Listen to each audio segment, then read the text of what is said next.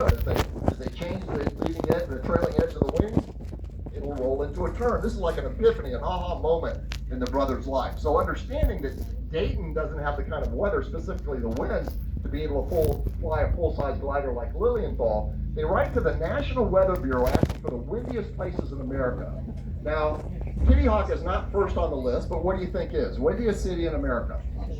Chicago's number one. Now, common sense tells them they're looking for three things if they're going to continue these experiments. They're looking for wind to improve the aerodynamic efficiency of the wing, that velocity squared I told you about.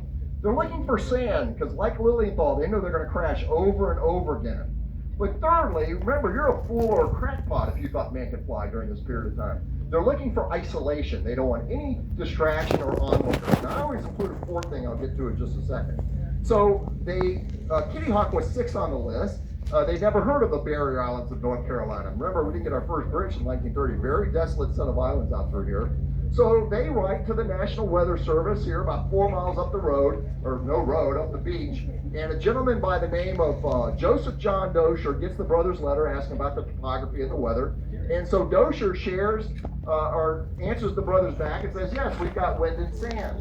But the most important thing Dosher does with the Wright brothers' letter is he shares it with a gentleman by the name of William Tate. William Tate, Bill Tate, was the only Barrier Island resident who had been to high school. So he performed all the government services.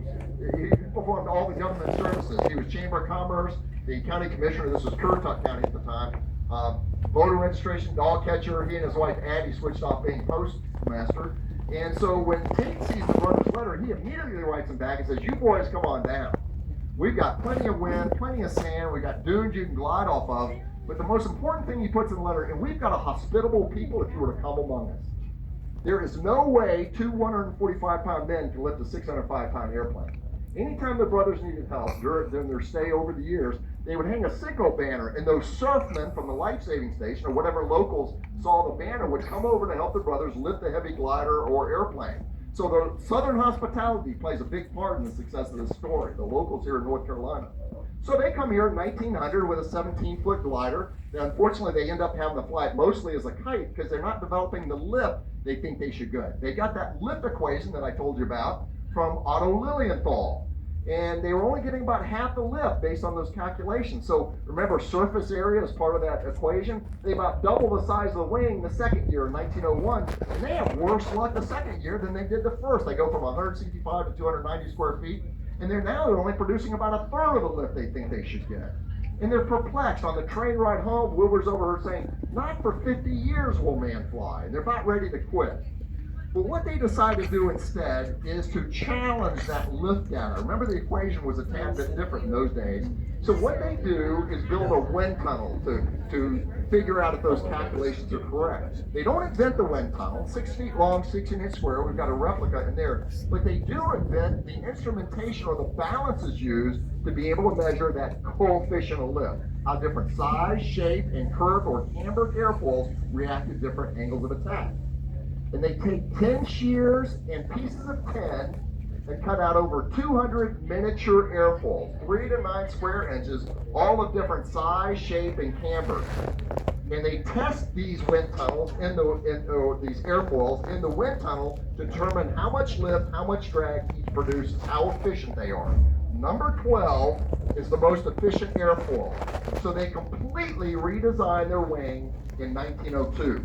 Now in 1900, they might have had 12 successful glides, maybe 40, 50 the second year in 1901, but in 1902, they have 700 to 1,000 successful glides. However, during the first few hundred, as they would roll the aircraft, sometimes the nose would turn in the opposite direction. Now we call that adverse yaw today. They call it a reverse steering problem. They have a fixed rudder. And they put their heads together and realized, we need to have a movable rudder to keep the nose pointed in the desired direction of turn. Once they make this change in the design of their aircraft, this is the last piece of the puzzle that they need to figure out to solve the problem of flight. Now, once they make the change and have a movable rudder, they have hundreds more successful flights. Now, we use December 17, 1903 as the most auspicious day in aviation history. But I contend October 10th, 1902 belongs right up there with it. because it's the first time in human history that an aircraft, albeit a glider, has ever made a balanced or coordinated turn. In other words, all three axes are working in concert. One of the most fascinating parts of this story is that 9 months before the powered flights occurred, on March 23rd, 1903, the brothers applied for their patent. Their patent has nothing to do with an airplane engine or propeller. It's all about the invention of three-axis control. This is their great legacy.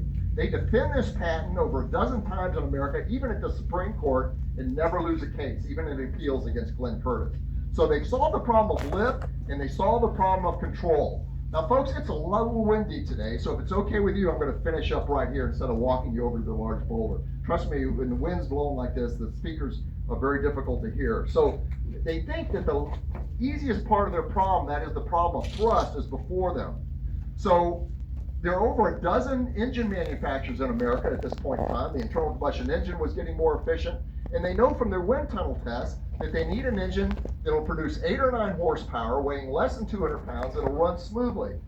Well, that can't be done in 1903. Engines are made of cast iron at the time, which had been double or triple that weight.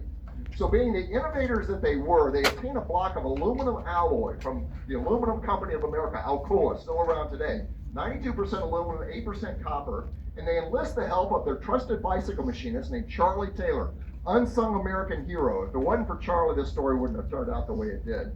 And with a drill press, lathe, and hand tools, Charlie and Orville are able to manufacture a 4-cylinder, 4-stroke, 201-inch displacement engine capable of 12 horsepower, 50% more power than they think they're going to need. The brothers are elated. Now, the first one blows up, but the second one works. So now they assume they can contact the marine industry. The ship's screw, the ship propeller, had been around for over 100 years. Surely there's scientific theory on how to design a ship's propeller. Believe it or not, there was no theory. So the brothers mull over this issue for weeks and weeks in their mind, and they finally realize, now imagine my hand's a wing, and we've got that lift vector.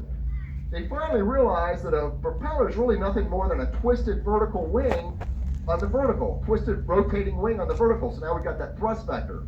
So with a hatchet and a spoke shave is like a draw knife planer, they hand made 2 8.5-foot laminated spruce propellers. Had they never flown December 13th or December 17th, 1903, they'd have gone down in our history books as the inventor of the first efficient airplane propeller. We tested these propellers in modern wind tunnels, and they're only off by a few percentage points of what a machined efficient propeller is. They don't get near the credit they deserve for the invention of efficient propellers.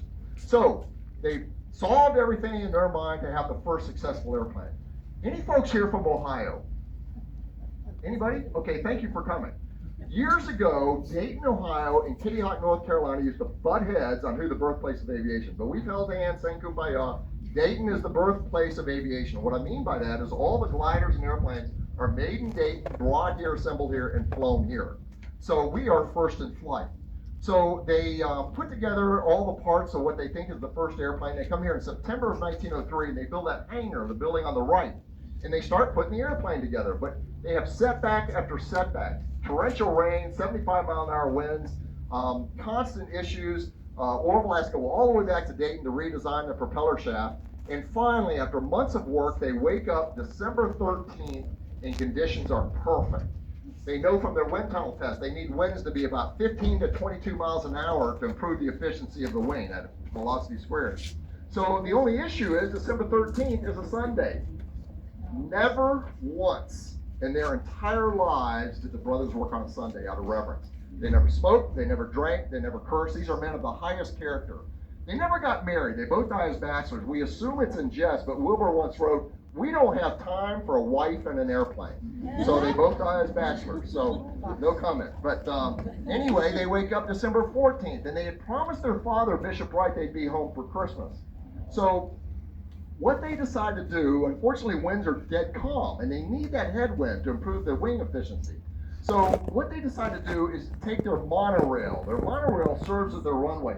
It's 4 15-foot 2x4 stood on end. In those days, a 2x4 was actually a 2x4.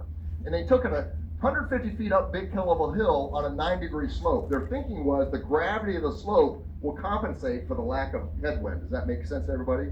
So they flip a coin. Wilbur wins the coin toss. And they pull the propellers through to start the engine. Wilbur releases the strength. The flyer shoots down the rail. He pulls back on that canard elevator. It's the world's first powered airplane stalled and crashed 3.5 seconds later. So the flight is neither successful, sustained, or controlled. Now the brothers are disappointed they crashed, but everything's working like they think they should. So it takes them about 3 days to fix the airplane, December 17th, 1903. They wake up, and it is a miserable day. Now keep in mind, no trees, no grass. A cold front had moved through the night before. All the puddles on this field are iced over, wind chills below freezing. There's a biting Arctic wind out of the northeast. 27 gusts 30 miles an hour. It is a miserable day. If y'all ever got that cold soaked feeling, it's just impossible to get warm. It's a horrible day. But they decide to go for it. They promised Dad they'd be home by Christmas. So they hang a signal flag. 3 surfmen show up from the life-saving station. A lumber dealer from Manio, a little island just west of here, and a 16-year-old boy skipping school that day named Johnny Moore. The 5 of them come over to reposition the monorail and to lift that heavy airplane about 40 feet to the left of that large boulder there. Of course, the boulders weren't here. Now, they had photography as a hobby, so they set up a camera about 30, 40 feet away, pointing off to the northwest, or where they think the airplane's going to lift off the ground if it's successful. And they gave the bulb of the camera to surfman number 2, John T. Daniels. 6 feet tall, 240 pounds in 1903. That's a huge man. Born and raised in the Barrier Islands, never operated a camera before, but he was a good marksman. So the brother says, Mr. Daniels, is like sighting a target. If you see something interesting happen, squeeze this bulb, which of course activates the shutter. Yes, sir. Orville and Wilbur separate themselves from the others. They shake hands like 2 folks parting who are never going to see each other again. This is dangerous work after all. Finally, they pull the propellers through and it's Orville's turn. Wilbur takes his position on the right wing. Orville crawls around, lays prone on the lower wing in the pilot station, does a good flight control check. At 10:35 in the morning, against a biting 27-mile-an-hour headwind, Orville releases the restraint. The flyer slowly moves down the rail, and 40 feet down the 60-foot rail, Orville Wright slips the surly bonds of earth and becomes airborne. He flies 120 feet in 12 seconds. 12 seconds that changes the world. Before that moment, no one involved in aviation had done anything fundamentally right. Since that moment, we in aviation do nothing fundamentally different. That is the seminal airplane. Of course, that's a reproduction. The real one's in this here in Space Museum. But all technology today stem from that seminal airplane. Everybody's so excited. The brothers are a bit stoic. They're hooping and hollering. They run over to Daniels. John, did you get the picture? He says, I have no idea. And it wasn't until they got back to their dark room in Dayton, Ohio, that the brothers developed one of the most famous pictures in history. This is the moment, 10:35 in the morning, December 17, 1903. Daniels claims it's the only picture he ever took in his entire life. So now it's Wilbur's turn. They go in, they warm up. He flies 175 feet in 12 seconds. Winds have died down just a hair. They're all about risk mitigation and safety. The first 2 flights, 8 to 10 feet altitude. The third and fourth, maybe 12 to 15. They don't want to get too high to kill themselves.